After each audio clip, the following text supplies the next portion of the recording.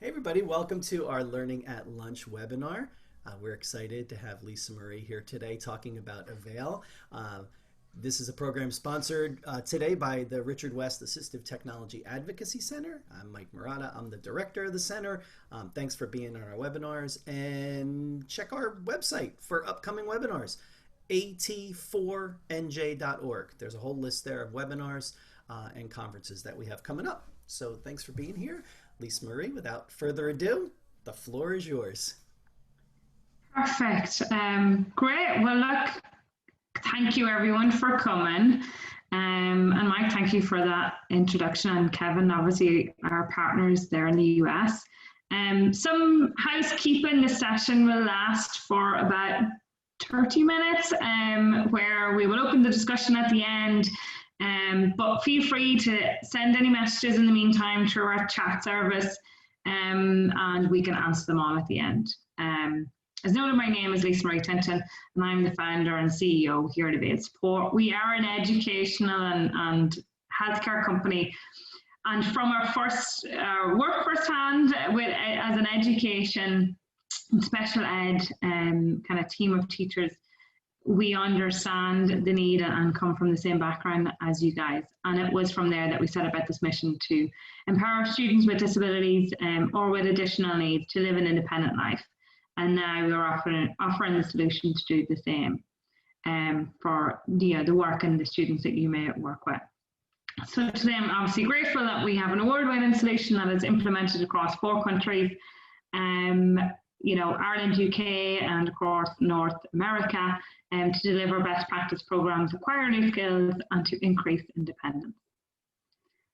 So, as Mike said, hopefully we have no technical issues here, but please do shout or let me know if you're not seeing anything or something's not playing.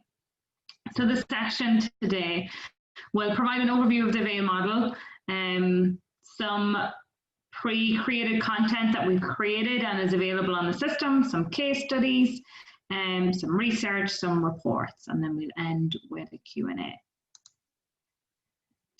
So as educators, I'm sure you'll be familiar with this, picture-based prompts, task analysis, continuous prompting and repetition needed to, on an individual basis, to support children with and adults with additional needs. So those with autism, Down syndrome, intellectual disability, or kind of expanding that, some sort of cognitive related disability.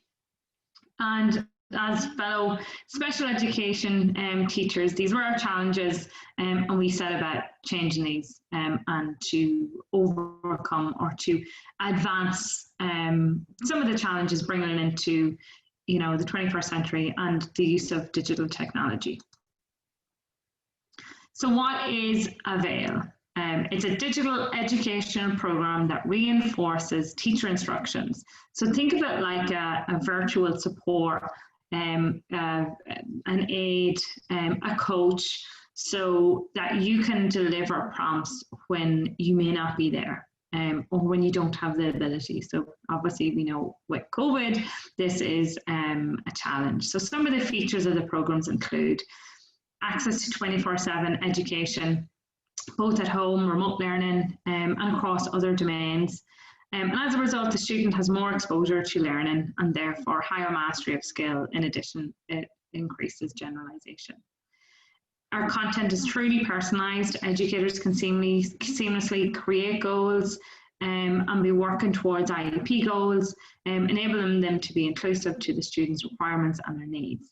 The system is on a HIPAA compliant server where individualized reports can be produced for integration or to reinforce different goals that you may be working on.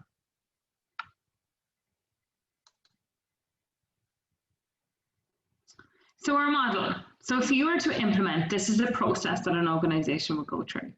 Step 1, we identify the student's goal. This would be based on the student's IEP or transition service that you're offering. Step 2 would be building the student's profile.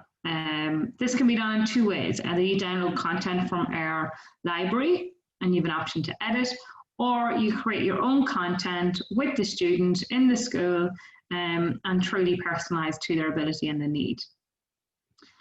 So step 3 is we allow repetition. So we send the goal to the student on their profile, and we allow repetition. We know that our students need, continuous exposure to learn new skills. And these prompts can be available 24/7, offline and online. And step 4 will enable through multiple exposures and use of the system, we expect learning. So the system will prompt you to assess learning. And of course, with assessments, we want to see nice upward trends like this graph or the screenshot that we can see here. So then the last step is that you can generate reports and utilize this data to where you see it being most beneficial.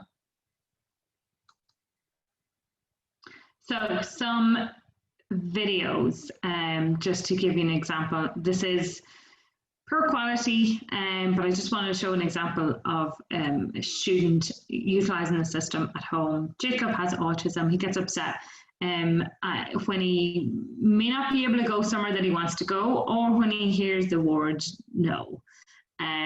So we utilize this to provide a coping strategy and steps for him to self-manage that challenging event. Show me what you do when you feel angry. Sometimes I might feel angry, but I should not throw things or scream. I need to use my words. I'm angry. I will go to my cooling off chair and take a break. Big breath.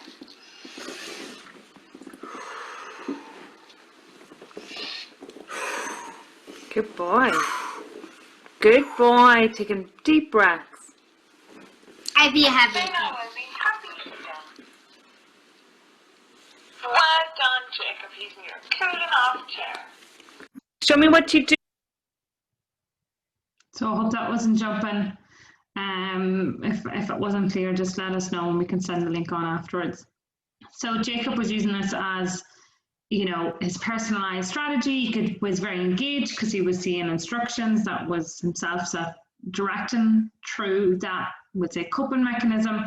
And we could see from the back end that he was accessing this content, continuously. Very nice, simple, very practical strategy that can be implemented at home, at school, in the community. Another example is more for the older kids. So think about independent living, transition services, supporting students into adulthood.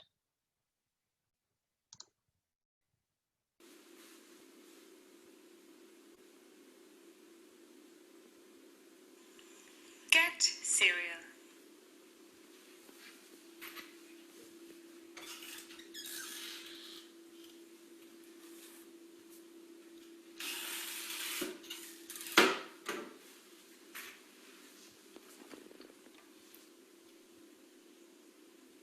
Get a bowl.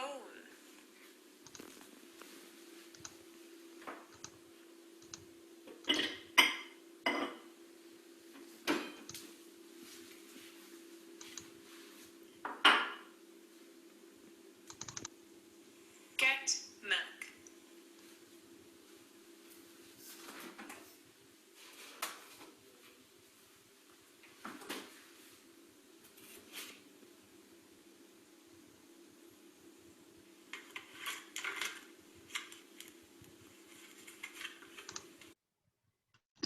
So I hope that's not jumping. It is my end. So apologies if you're getting that also. But this example, so this person had a number of tasks they were working on. That content was downloaded from our library. So, you can utilize it as it is and just kind of, I suppose, follow the task analysis steps that is available.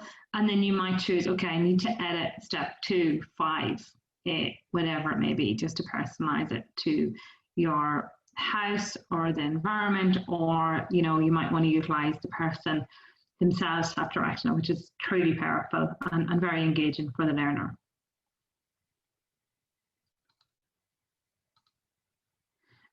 So as leaders and educators and therapists, we continue to serve our customers and meet the needs for those that are striving towards independence. We have developed the system, obviously, to enable you to deliver and create programs, but a key offering, which is very valuable to our users, is our global library. This means that students can be allocated goals straight away with limited input from the teacher. So some examples of the content can be categorized through age, ability, or plans that you may be working on. So pre-ETS, transition plans, functional life skills. You have content that is on our system. And again, as I mentioned, you can download and edit and personalize. Goals are in line with standard kind of educational assessment, ranging from basic functional life skills like tying laces, brushing teeth, to employment skills like interview skills, work ethic, online safety and coping strategies. And of course, we had to add some content around COVID. So again, you can utilize that as well. But in addition, it is very simple. The system has been created to easily create your own content. But in recent months, because I know we probably have a lot of teachers on the line, so we added the slide in. So within recent months, we have deployed the software with many school districts, including a number in New Jersey and a number in California. Their students are now receiving and learning skills relating to their IP, both on a smart device and Chromebook. So just on the devices, the software is available on, you know, some may refer to it as an app, but it's more of a system. But the learner can access it through an application on Android and iOS. But with the schools and, you know, more even developments we've done to be in line with what schools need, you can access it through a Chromebook as well. So you have multiple different options for teachers to have it available and for students to have available at home in the community to really now, if, you know, once it's on a smart device, obviously you can transfer and be more portable. So learning can be expanded into other areas. So with Mansfield, they're using it and have identified various goals that they want to work on, like cooking, writing skills, movement break, dressing, communication, behavior management, access and platforms like, I think it was Google Meets, maybe, I'm not sure, on the platform they're using to connect with, and then for OT and speech and language tasks as well. There is an article on our website for anyone who is interested in learning more about that example. So just another kind of into the adulthood example. So for anyone who may be working with the teenagers or someone that may be aging out of school, this is a supported employment agency in Colorado. They really wanted to digitalize the support that a job coach was providing. Sorry, I'm just going to check the time. We're good. So they questioned, how can they digitalize a job coach? What role does a job coach do? And was providing for this individual, and let's create those prompts on the smart device that they could have it when the job coach was not there.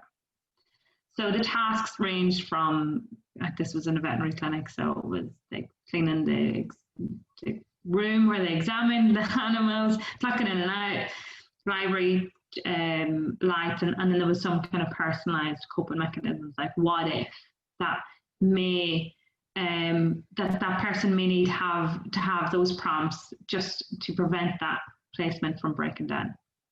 And what happened when they created this digital profile of what, you know, to reinforce the skills that the job coach was doing, job coaching sessions went from 4 a week to 1.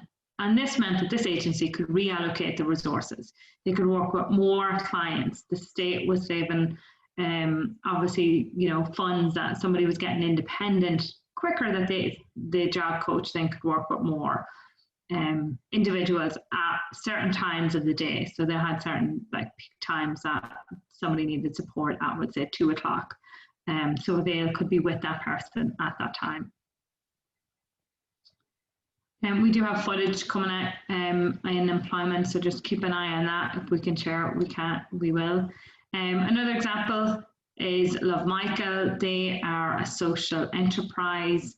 They train, educate, and apply people with autism to be granolists. So they basically digitalize their whole training, from the cleaning, the baking, the packaging, and then some sales as well. They have a shop in New York. And for them, this is a way that they could replicate what they do and maybe open up new sites. They created this before COVID. So then when COVID hit, they had all the resources to maintain those skills. They had it created on the system, and the guys were both logging on through Zoom, but also they had a personalized profile on their device as well. Some data to support our work and some of the progress some of our learners are achieving. This study was on with those with moderate disabilities on skills that we had identified that they couldn't complete by themselves. So after 2 weeks of use, the facilitators observed the individuals completing these activities, and they noted that they were at 35% mastery. After 4 weeks, another assessment, and I was at 58. This was after 9 sessions on the system. So 9 views on the system equated to nearly 60% mastery of skill, which for those with more significant needs, as an educator, it's even difficult to get that at a one-to-one level. So, you know, you can imagine what can be achieved if we can now support, now for these skills digitally, you know, throughout someone's day at home or at school or in the community. So Avail is currently being, so these are some of our partners, some are funders, schools and associations that we are involved with. And on the other side, you can see some of the skills that's being taught on the system.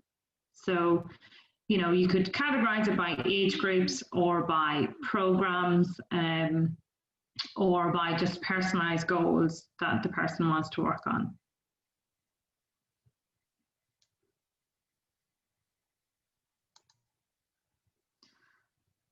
So some of the benefits and outcomes from of implementing it, where Avail sits within, and I'm focused on the education space, and I hope I'm right in doing that, but I do believe that most of your users or most of the people on the line are coming from that. But increase your capacity to deliver personalised and inclusive education for students. And we know when we've heard of the examples of how, and I completely understand how difficult it is to support students with additional needs remotely, and Zoom sometimes does not work for those with more significant needs that maybe may not be able to focus or are not stimulated by it, or just you know, need more direction. So as a tool to implement IEPs, pre-ETs, and you know, employment plans as well. Reinforcing transition. So what happens when we move on, when a child moves on at the age of 21, you know, it's difficult to ensure that the work that we've done for, you know, 16 years more, possibly 18 years, that we want to ensure that learning is not lost within that transition. So that jump from education into another service, into employment, into, you know, depending on a person's ability and where they're moving on to. So having a digital profile that moves with the student, that has, you know, clearly noted their capabilities, what they're working on about them, is a great resource for any support network who may be assisting that individual as they move on. So yeah, and that obviously supporting continuation of services. Streamline data and reports, and I'll show a bit more about our reports and the data that we collect on the system. But you have quantifiable data and outcomes that is seamlessly collected on the system, and that you can just implement, attach, or send to anyone who may be, you know, interested in obviously having access to it, but obviously maybe associated with that student or learner. So let me show you our reports. So we have two types of reports. One is on an individual basis. So this would be on your student. So it'll give an example of what goals you're working on. And then it'll actually show you how you're teaching it. So what are the steps involved in teaching that skill? So here you really have evidence-based prompts that you can show someone how exactly somebody's learning it. Again, you can print this off. You can have it as a nice resource for that student as well. And then we have evidence of learning. So from our assessments, you can see progress. It's documented, and you've now quantifiable information to show that that student is progressing with whatever that goal is. We also have logs, so you can see user activity. If you schedule tasks, so you can schedule tasks to be completed at a certain time, and it will identify if that student activated it at that time when that it was scheduled.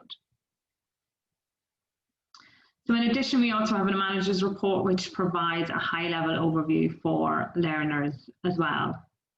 So that could be at a district level or at school level, and you get to see activity on a facilitator, so your teacher's level, and then as a student's level as well.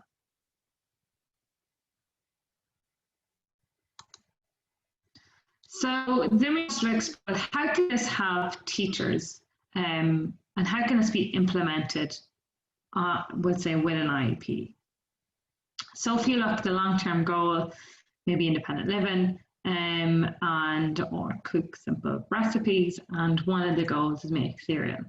So here, utilizing the system that collects all of this, automatically, so very, very little input from the student, and that's what we wanted to make our life easier. So it will pull some of the resources or some of the content from the system. So here you'll see actually how you're teaching make cereal, how many times it was presented, the speed of mastery. So how long does it take? How long did it take this learner to acquire some of these steps? And how many times it was assessed. And then any other notes that the student or the teacher wants to input into the system. So maybe they had a bad day or something changed that would relate to either the data being an increase or a decrease. So, you can, our reports can be downloaded PDF or CSV file, and then you can utilize it whatever way you feel is beneficial to the system that you may be using. So guys, we're nearing the end, and we have 8 minutes for Q&A, so I think I've done quite well. I hope there's a few questions that come through. There's my contact details and Kevin's from Tech Extend as well, and I'm sure you guys have mics as well. So Kevin, we'll leave it over to you if there's any questions. All right, I'm ready for them. Fire away. Okay.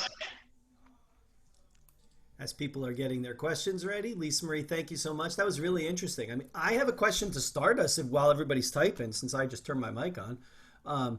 And by the way, you guys feel free. You can turn your mics on or you can type the question. Whatever is more comfortable for you is fine by us. My question is very practical in a sense of how I might use this and what this looks like.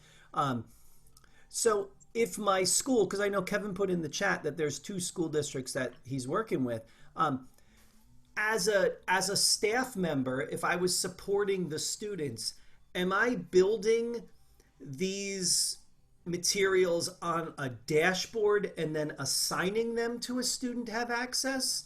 I'm just trying to understand how it gets to the student. Yeah, so so some of the steps of implementation, you would, obviously we provide training and we provide access to the software, and the teacher would align many students that they're working with. So they might say, okay, I want 6 licenses for my classroom. They will create their learner or student accounts. Then they can create content, and content can be created as a school level and then shared with all students or the students that it's suitable for, or you can download our content. But they will have an account with the learner, the student's name on it, and then automatically they'll go into that account, they'll create the content, and it just pushes to the student's profile. So when the student logs in on either the Chromebook or a smartphone, they will see the new content that is presented. That's great. And it's great that you can make that on kind of a school level and push it to everyone too, which is really nice because you might be working on activities with everyone. Correct. And Yeah. look, it's all about sharing resources. You Yeah, know, sure. I was creating this content for years and years, picture-based prompts, and they're kind of redundant. So it's there to make life easier. And even part of our training, we do it in two sessions. And the first session is that we identify what content or what is related to that school that they can value in it. At the end of our training, the school is actually left with a library that they can turnkey implement with their own content that was created. So we do really maximize that on that point that schools are creating their own resources. So, you know, the more content that's made, it means the more capacity and more resources that they have. That's great. That's really cool. Good question, Mike. Thanks. Thanks for giving me the back. I love that back part of it, like that tech part of it. Because like you, I've spent many a day building what seems like the same resource for multiple people. And it would be nice to be able to make it once and just push it and then have everybody access. That's great. Yeah, and that's why we create our own content as well, because we identify with the need and goals that we're working on, functional life skills, employment skills, pre-ETS, all of those are common goals that we want, not even without having a disability, goals that we want everyone to have. So we too are constantly building our content to offer it to our users. Yeah, it's awesome. Very good. All right, I don't want to hog the question time, but that was really great. Thank you. That was awesome. Well, Anybody it else? looks like yours was the only one in the. I'm not seeing anything in the chat. Yeah, I don't see So anything in the chat either. Anybody interested in turning on their mic and asking a question? You have Lisa Marie's contact info. You have Kevin's contact info. If you want to reach out afterwards, the website is availsupport.com. So you can certainly go there and check it out. Kevin, you said that there's two schools that you guys are working with in New Jersey already. Yep.